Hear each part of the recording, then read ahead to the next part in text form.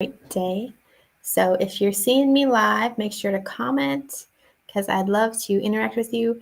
I think that I could maybe pull your comment up on the screen. So if I'm going to try that at the end of the video. So if I remember. So today I'm talking about steps to moving forward after a move. And I've been reading this book just After the Boxes Are Unpacked by Susan Miller. I think I've showed it to you guys like once before. And so in this book, it's broken up into 3 different categories, which I feel like is pretty important for me to share with you. So the first category is letting go.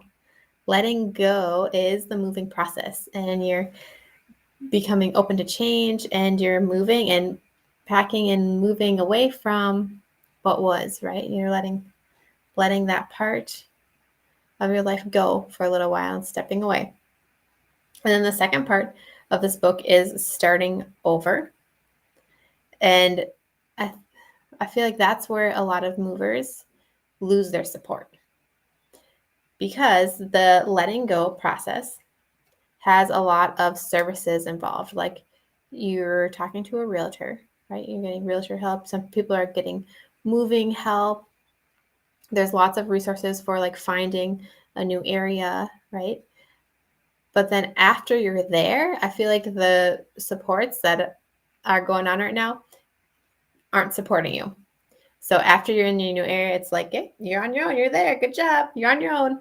And I think this is where the hardest part of the transition starts, is when we're there. Because when we start over, we address our loneliness. We're addressing that life is different, and there are things and people back at home that we want to spend time with.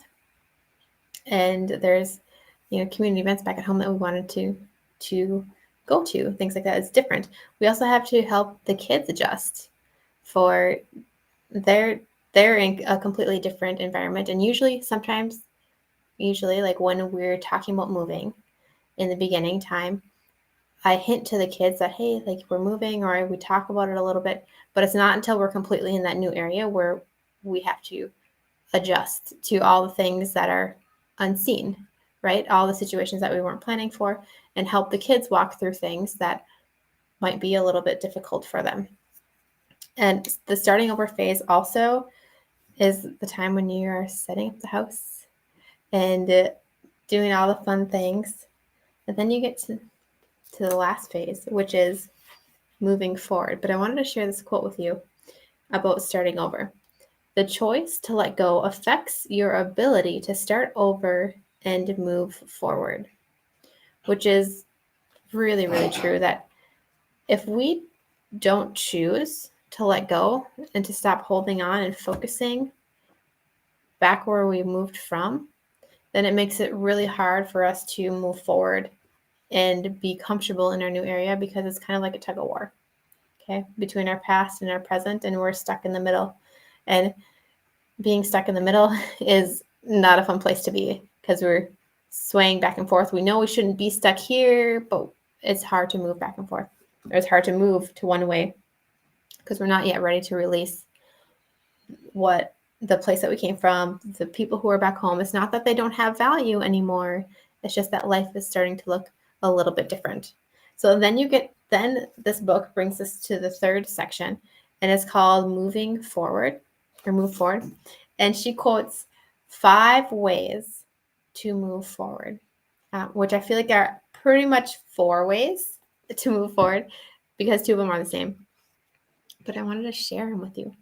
So 5 ways to live above your circumstances, right? To move forward through the hard. 1 is make the choice. Make the choice that you're going to do this. That in itself can release some emotional baggage. And you're saying like, yes, okay, this is what I'm doing. I'm moving in this direction. I am making the choice to, even though I don't feel. Okay, hold on, Owen. I'm almost done. Even if I don't feel like being happy because I feel very lonely, making the choice to act a different way than you feel, right? The second point is change your focus. So instead of focusing on what we are leaving behind and how life was like back then and comparing the two to what life is like now, we need to change our focus from the past to the present and focusing on what's happening now and our future of where we're going here. And then the third one is persevere. So persevere, keep going even though moving can get difficult. And it does, right? Because sometimes we can't predict everything that happens with the move. Here's Ellen. Oh, don't pick your nose on screen, dude. Okay. And then be intentional. Be intentional about how you're living your life in your new area. And being intentional helps you set the tone for your day, for your week, for your month. It's making those intentional steps to make sure your life is flowing in the way that you want. The fifth one is don't give up, but I feel like that's really, really close to persevere.